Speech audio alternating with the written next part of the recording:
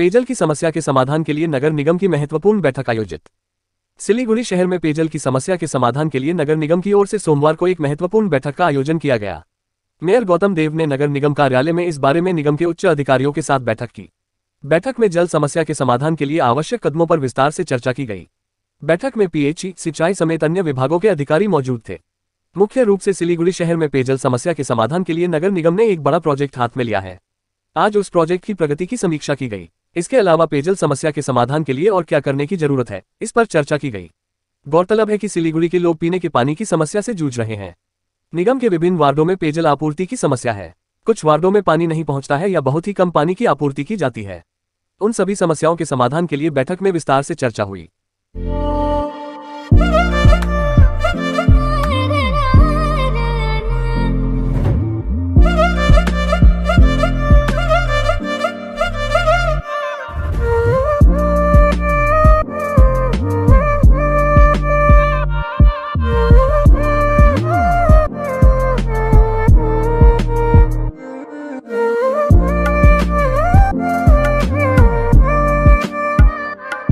Election বহু আগে এটা ইরিগেশন বারে বারে বলছিল, খালি সিলটেশনে নয়, সিলটেশনের সাথে সাথে ওদের ব্যারেজ ম্যানেজমেন্টের জন্য মাঝে মাঝে ব্যারেজকে পরিষ্কার করতে হয়। এর মধ্যে বড় গাছের গুঁড়ি ভেসে এসেছিল এবং একটা ওদের ক্রেন সেটা ছিঁড়ে পড়ে গেছিল, সেটা ওরা ওখান থেকে তুলতে পারছিল না। আর পুরো ওটাকে ড্রাই করে তুলতে গেলে শহরে নির্জলা হয়ে যাচ্ছিল। তারপর যখন ওরা বলছে লক গেট ভেঙে যাবে, তখন 3 দিনের একটা ব্লক নিয়ে দিন রাত্রি কাজ করে, রাত্রে 12টা একটার সময় আমরা ছিলাম তখন ওই সাইডে। ইঞ্জিনিয়াররা দিন রাত্রি রাউন্ড দি ক্লক কাজ করে ওটাকে ক্লিয়ার করে তোলে। এখন এই ইনটেকটা ওয়েলটা আমাদের করতেই হবে। যে সাইডটা প্রাইমারিলি দেখানো হয়েছিল, এখন ইরিগেশন বলছে সেখানে ওদের টেকনিক্যালি কিছু সমস্যা ওদের আসছে। সেই সমস্যা রিজলভ করার জন্য এর আগে 4 বার জয়েন্ট মিটিং হয়েছে সাইডে, পিএইচই আর ইরিগেশন। তো আমাদের কোনো রোল নেই, আমরা অ্যাডমিনিস্ট্রেটিভ অ্যাপ্রুভালটা দিয়েছি, টেকনিক্যাল ব্যাপার। And I had a meeting with the irrigation minister পার্থভূমি, কারণ এটা মূলত ইরিগেশনের ডিমান্ডেই হচ্ছিল। কারণ ওই জায়গাটা পরিষ্কার না থাকলে ব্যারেজ ড্যামেজ হয়ে যাচ্ছিল। আর আমাদের ইন্টারেস্ট ছিল যে ব্যারেজকেও বাঁচাতে হবে আর জলটাও যাতে আনইন্টারাপ্টেড হয়, তার জন্য অল্টারনেটিভ উপায় হচ্ছে অল্টারনেটিভ ওয়েল তৈরি করা। এবার এই সাইটটা নিয়ে আজকেও আমরা এক তো সিলটেশন নিয়ে আলোচনা হলো, একটা সাইটটা নিয়ে আলোচনা হলো, এবং আজকে এখনই আমাদের চিফ ইঞ্জিনিয়ার, ইরিগেশনের ইঞ্জিনিয়াররা আর পেজ ইঞ্জিনিয়াররা সাইডে গিয়ে একটু সাইটটা রিলোকেট করে, কেননা টাকা আর নতুন করে বানানো যাবে না। এর যে শিট, সেই sheet special type of sheet যেটা বানায় হচ্ছে সেলকে অ্যাডভান্স টাকা দেওয়ার পরেও ওরা বলেছিল জুলাই মাসে এই স্টিলটা ওরা আমাদের সাপ্লাই দিতে পারবে। এখন ওরা বলছে আগস্টের 7-8 তারিখে ওই স্পেশাল টাইপ অফ স্টিল ওরা বানাতে পারবে না। ওরা জুলাই থেকে আবার আগস্টে শিফট করলো। আমি ওদের সেলের ম্যানেজিং ডাইরেক্টর বা চেয়ারম্যান কে আছে আমি জানি না, তার সাথে কথা বলে সিওকে দিয়ে, কমিশনারকে দিয়ে চিঠি দিয়ে সেই বিষয়টা দেখছি। আর ওদের মেকানিক্যাল যে জিনিসপত্রগুলো লাগবে সেটা পুনে থেকে বানাচ্ছে। পুনের থেকে ওরা বলেছে আর দিন 10-এর মধ্যে ওরা সাপ্লাই দেবে।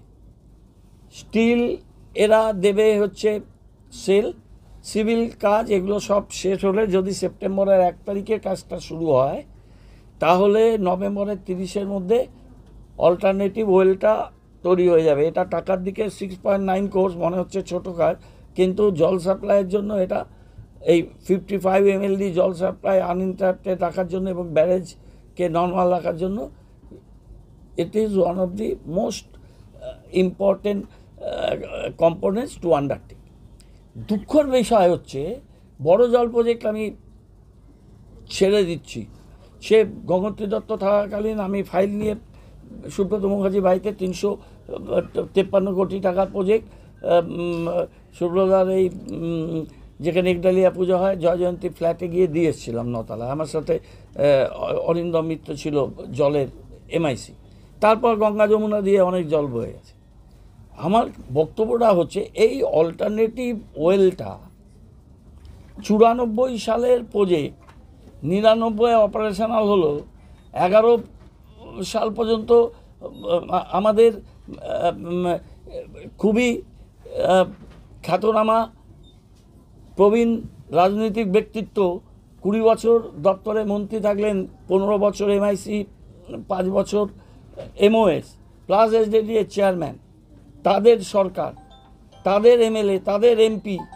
তাহলে তখন এই প্রজেক্টটা এখন 6.9, তখন হয়তো 3.4 ছিল। অল্টারনেটিভ ওয়েলটা এরা এতদিন কেন করতে পারলেন না? তখন তো মমতা ব্যানার্জি ছিল না পাওয়ারে, তখন তো অভিষেক এসে বাধা দেয়নি, তখন তো গৌতম দেবের কোনো ক্ষমতা নেই। তাহলে তখন তোমরা এটা করতে পারলে না কেন? আজকে এই যে মানুষের জল নিয়ে এই যে প্রত্যেক দিন জীবন যন্ত্রণা, আমরা একটা দিন বসে নেই। আমরা এর মধ্যে 509 কোটি স্যাংশন এনেছি এবং আরও কিছু পাইপলাইন লেইং করতে হবে, তার জন্য আরও এটা 30-40 কোটি টাকা আরও এক্সটেনশান হবে, ওটা সেকেন্ড ফেজে আমরা সেটা নেব। আমরা এই 6.9 কোর্স এইটা স্যাংশন এনেছি। STP 2-3 বন্ধ ছিল, কাজটা শুরু করেছি। STP 1 274 কোটি স্যাংশন নিয়েছি। আন্ডারগ্রাউন্ড 550 কিলোমিটার আন্ডারগ্রাউন্ড, 16টা ওয়ার্ড শহরে মেন জায়গায়, প্রায় 13খানা মিটিং করার পর 200 কোটি টাকা সেটা টেন্ডার হয়েছে। তো আমরা 15 মাসে প্রায় 1200 কোটি টাকার কাজ, অন্য নর্মাল কাজের বাদে এই কাজগুলো আমরা নিতে পেরেছি। আর জলের ব্যাপারে হচ্ছে কি, MIC শিলিগুড়িতে থাকলেও এটা পরিষ্কার করতে যতদিন টাইম লাগবে, মেয়র দিল্লিতে থাকলেও একই টাইম লাগবে। এটা এখানে থাকাথাকির ব্যাপার না, ফোন তো চলতেই থাকে না।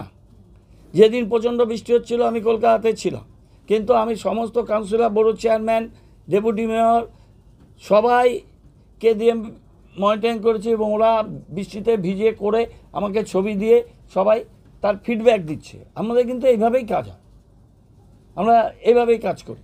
এবং এই যে ইলেকট্রিসিটি এটা হলো, এটা তো ভার্চুয়াল মিটিং হলো।